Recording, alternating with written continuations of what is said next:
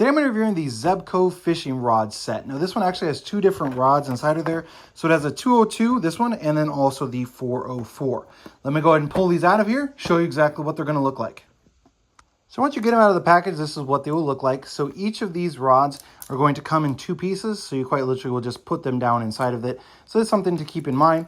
And then you just have to attach the reel by simply sliding it into the rod itself. And then you're going to tighten this down. So I'm going to show you how to do that real fast. And then I'll take it outside and try it here. So I'm just going to go ahead and slide that down inside.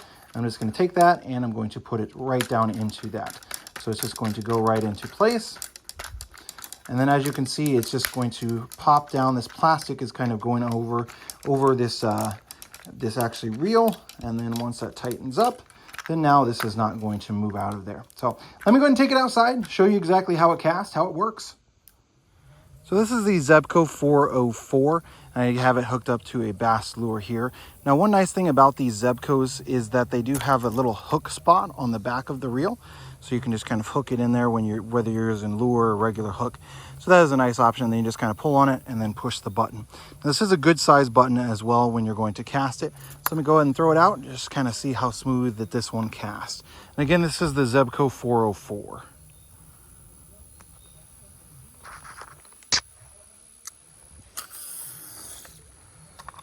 So definitely kind of throws really nicely, even with me only one-handed it there with the camera. So that works well. It does have the little hook on the back, so you can kind of hold on to it as well. Now the 404 does have a really big reel on it as well. So that is something to keep in mind. Just this is going to be much bigger than the 202 that comes in the pack. But overall, definitely a really nice one. I love the way that it feels. I love the weight of it as well. And again, it is two pieces as well, so you will need to make sure sometimes these are going to separate. So you kind of have to turn it a little bit if it doesn't go exactly where you want it to go. But overall, definitely a nice reel. Now let me show you the 202 and how that one casts. So this is the Zebco 202, just like the 404, it does have the spot for the hook on the back. So you can go ahead and just kind of unhook it there to get it loose. And then let me go ahead and throw it out and see how it flies. So as you can see, definitely got a good distance on it. Now the lure that I'm using does have a lot of weight to it, so that is something to keep in mind.